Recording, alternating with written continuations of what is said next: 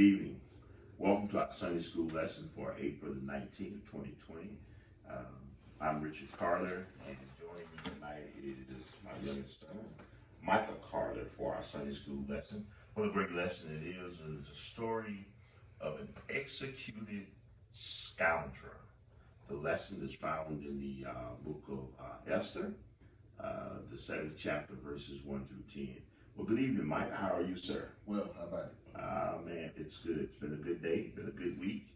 All this sheltering in place, I tell you, I don't know if my hands ought to be pretty clean, thanks to all that hand washing I've been doing. Well, let's just go ahead and get ready to get right into our lesson for tonight. I'll open with prayer, and if you don't mind, we read our scriptures. Thank you, Lord, for the opportunity to share your word with your people. Now, Lord, open my mind, our minds, our hearts, our thought process as we share with your people. Then, Lord, open their hearts, minds, and thoughts, that they would hear what you would have to say, would say to them. Bless this time together, we pray in Jesus' name. Amen. The lesson comes from Esther, the 7th chapter, starting with the first verse. And it says, Now the king and Haman came to drink wine with Esther, the queen. And the king said to Esther on the second day, also as they drank their wine at the banquet, What is the petition, Queen Esther? It shall be granted you. And what is your request? Even to half of the kingdom it shall be done. Then Queen Esther replied, If I have found favor in your sight, O king, and if it pleases the king, let my life be given me as my petition, and my people as my request. For we have been sold, I and my people, to be destroyed, to be killed, and to be annihilated. Now, if we had only been sold as slaves, men and women, I would have remained silent, for the trouble would not be commensurate with the annoyance to the king. Then King Xerxes asked Queen Esther, Who is he, and where is he? Who would presume to do thus? Esther said, A foe and an enemy is this wicked Haman. Then Haman became terrified before the king and queen. The king arose in his anger from drinking wine and went into the palace garden. But Haman stayed to beg for his life from Queen Esther, for he saw that harm had been determined against him by the king. Now when the king returned from the palace garden into the place where they were drinking wine, Haman was falling on the couch where Esther was. Then the king said, Will he even assault the queen with me in the house? As the word went out of the king's mouth, they covered Haman's face. Then Harbona, one of the eunuchs who were before the king, said, Behold, indeed, the gallows standing at Haman's house 50 cubits high, which Haman made for Mordecai, who spoke good on behalf of the king. And the king said, Hang him on it.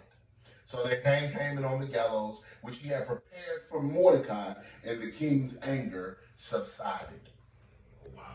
In order to fully grasp what's going on in the text, you have to go and get a little background, and to rewind just a little bit. We want to dig out a little bit of the character of Haman, Mordecai, as well as Esther. So Haman was a high officer in the king's court. He was one of Xerxes' leading men and lieutenants, and he had some real authority. And Haman, or Mordecai, who was a Jew, as well as Esther, who was a Jew, the Jews respected the king's court. They had high regard for the king's court. So Mordecai was supposed to bow down to Haman.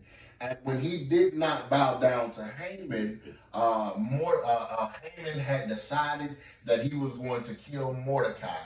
Not only did he decide that he was going to kill Mordecai, he decided that he was going to kill all of the Jews. For instance, collateral damage. If I got to get rid of all of them to get to Mordecai, I'm willing to do that. He had went to the king and made this plot, and there went out this decree. However, in the process, Mordecai gets word to Esther what's about to happen and says, you have to do something about this. So Esther tells them, this is what I want you to do. I want you to go back to all of the people, all of the Jews, and tell them for the next 3 days, no food, no water, just prayer. And this goes to show you her level of faith, how much she believed that God could still work, and how God was moving behind the scenes. But anywho, so Esther she goes back to the palace, and she throws these two banquets. We find them in chapter 7 at the second banquet, and she has sent for, or she has invited Haman to the banquet. Wow. Haman, receiving this invitation, is excited. He has high regard for himself. He's ready, and he's bragging, and he's boasting. And here it is that Haman says to all of his friends, I'm having a banquet with the king and the queen. It's just going to be us three. We're going to enjoy ourselves, and so on and so forth, right? So they're at this table, and the king says to the queen, who is sitting there with him, he says to her, anything that you ask, whatever it is, let me know, it shall be done. And so the queen, and to put emphasis on how serious of a matter this was, he even says, even if it means you asking for half of my kingdom, I'll give it to you. And so she says to him, the only thing that she wants, she takes a risk, and she asks for her people to be saved. That's right. She now lets on to her identity, I forgot to mention, but she lets on to her identity as a Jew. And they did not know this before this time. And so when she lets on to this identity as a Jew, she is now risking her own life to save her people. And so she goes to the king and she says, listen, this is my people there's been a decree issued for them to be killed, sold into slavery, for them to be massacred, annihilated, and I want them saved. And so the king says, well, who put out this order? Who made this decree? And here's what she says. She says, an enemy and a foe, this Haman who is wicked. And she basically opens the king's eyes to what Haman had been planning and plotting to do. And that's where we are. And I'll hand it over to you for you to take us the rest of the way. All right. Interesting how Esther handled this situation. Because the truth of the matter is, the king is the one that ordered it.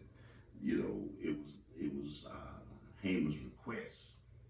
But the king gave him his seal, to put his seal on it. But she said it in a way where the king understood that she wasn't accusing him. But look what the king does. He becomes angry. He's been drinking, he becomes angry, and he decides to have a cooling off period. So he gets up and walks outside to the palace, to the rose garden, so to speak. And in the meantime, Haman says, man, I gotta do something. These folks, I mean, this woman just messed me up. I'm in trouble. I had no idea this was gonna go down like this. Trying to get rid of her, go down Mordecai. All the dude had to do was bow to him. Now look at me now, here I am. So he starts to beg and plead with the queen, to try and save himself from his ultimate fate. And I mean, to the extent that he's just begging and drooling and carrying on, and somehow he manages to maybe fall on the bed where she was. They kind of had these little beds or couches or whatever in the room that they were a part of the banquet. It was a big, long, drawn-out feast. And just as he does that, the king, he says, wait a minute. This guy's just going to totally disrespect me. It's bad enough he's issued this decree in my name, but now he's going to molest the queen, and I'm right here in the palace. It says that they covered his face. He wasn't even fit anymore to look at the king or for the king to look at him. So one of these eunuchs said, hey, king, look, you know what? You know, he built this gallows, and it was for Mordecai. Yeah, he was going to hang Mordecai on it. But you know what, king? Maybe we could just use it for him.